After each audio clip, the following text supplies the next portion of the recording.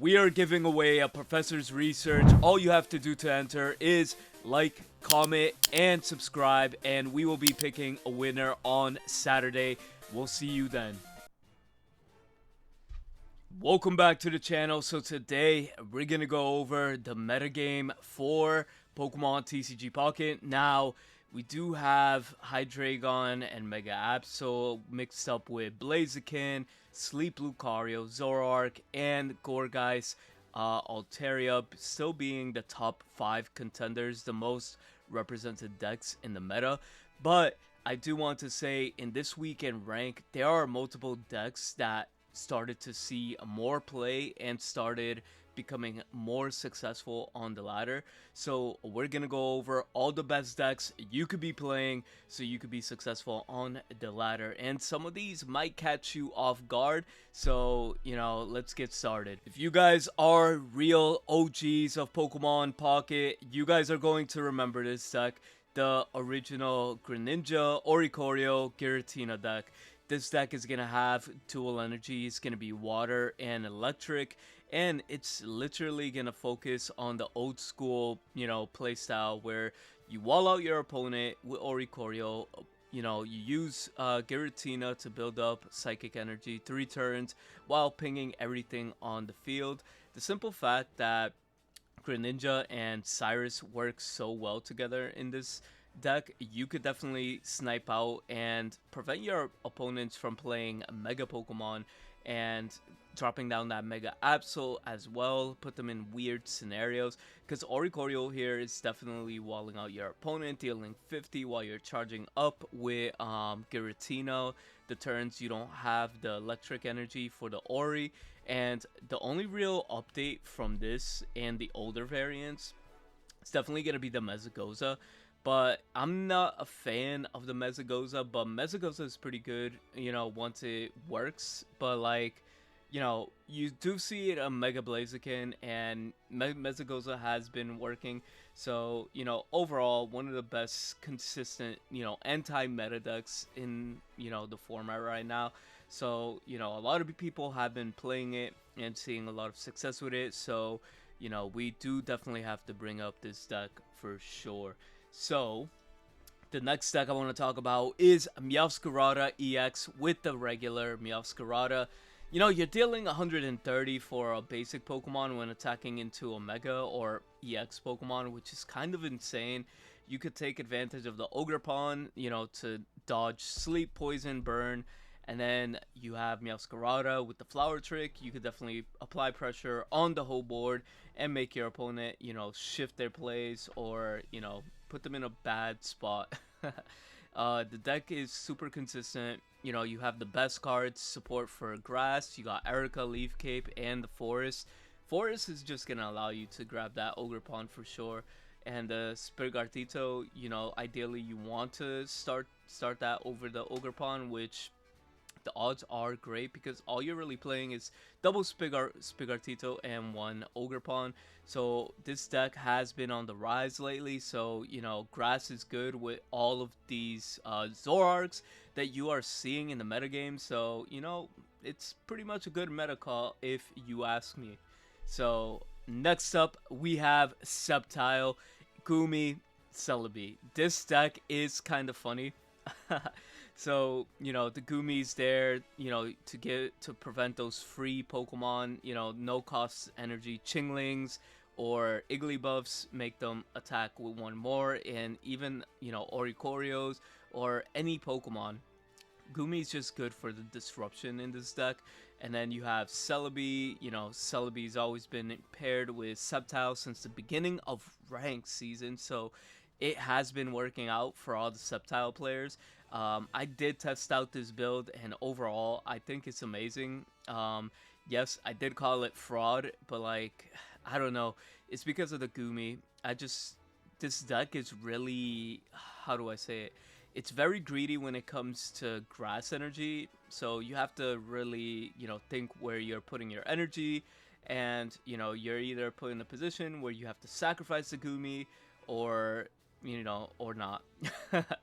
But, the only potential, the reason you're running 2 You definitely want to see the Goomy. So, you know, odds are you're better to start with one if you play two of them, because you do have Celebi and the Tricos that you could start off with, unfortunately. But, you know, that is what it is. But you got the X speed that could deal with that as well. So, overall, great deck, solid pick.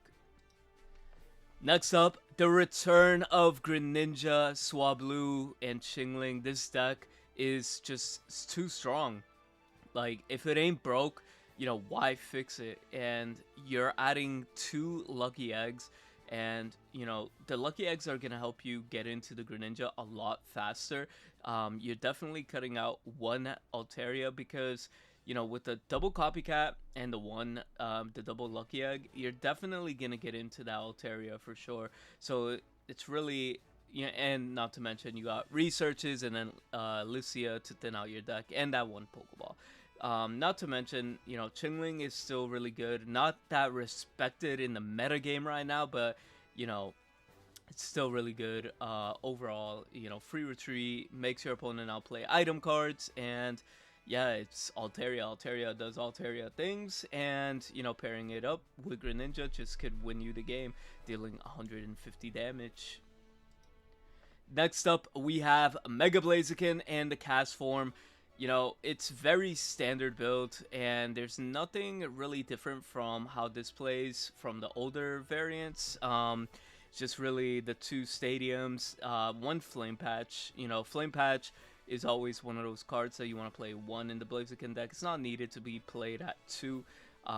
Sabrina is definitely needed when you pair what do you call it, Blaziken with any variant of this deck. You do have Pokemon Center Lady there, healing as well. So overall, this is an amazing build. Consistency, if it's not broke, do not fix it type of deals, you know.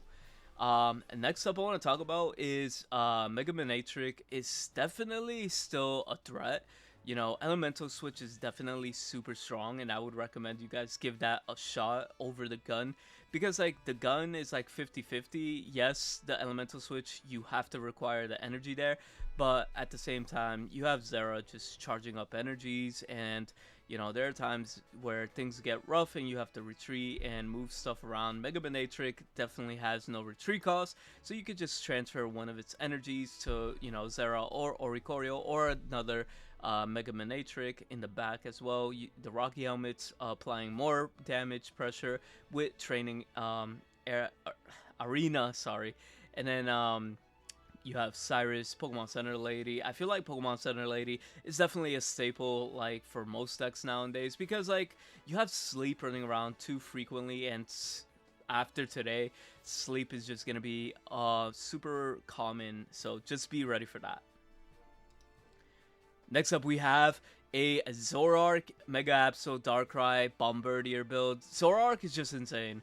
It steals games, you deal 90, and it's one of the best ranked decks out there with the Field Blower, Rocky Helmet, Giant Capes, Pokemon Center Lady.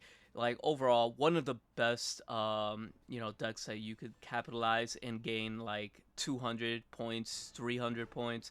Like, it's insane. I've gained, like, 300 points in one day just from playing this deck, and it's amazing. And I made a video on it, and yeah, nah, this deck has ways to, like, Bombardier makes everything so much better for this deck. You have Absol ripping out cards, 170 HP. I just can't find a single complaint yet, but I do fear once the meta gets a little bit more stally and bulky, Zoroark might struggle here, but for now, I would recommend abuse the Zoroark as you can right now. Next up, we have Magnezones. I really don't know what to say about this deck. It's like old, consistent, old, reliable. If it ain't broke, don't fix it type of situation, right? So, you know, the deck is good. I'm always gonna bring it while still relevant, you know, so I would recommend you guys play it. Again, the deck does what it does, and it's just always consistent, and not much to say about that. Then we got Sleep Lucario. Yes, Sleep is gonna be really heavy in this upcoming week because Sleep you know, you just get rewarded for flipping a coin, and then you could steal games just off that one factor. And just the fact that that's a real thing is like, it is frustrating, but at the same time, it is a real threat. So it's like one of those things you can't really ignore. But that being said, Mega Lucario, Igglybuff, Darkrai just pairs well together. Dealing 190 is insane with Lucario, so you're just adding more damage with the Igglybuff and Darkrai. So overall, great deck, great deck. Next up, we have the Greninja, well, Dark Ninja, and this deck is pretty good because you have access to the Lucky Egg. Same as the Mega Altaria we saw in the first, you're going to be able to use the Lucky Egg here in order to just get into that Greninja as fast as possible. Inflatable Boat, fix your Froakie leads, and then, you know, you pop off with Mega Absol and Darkrai. Afterwards, Lucky Egg with the Chingling, it's just kind of insane, and you cannot ignore that. Next up, one of the biggest returns of the game is Chen Pao Suicun. Like, at the beginning, everybody thought this deck was not that great, but it plays really well into the meta right now. And overall, like, it's seeing a lot of play everywhere in rank right now. It's seeing a high win rate.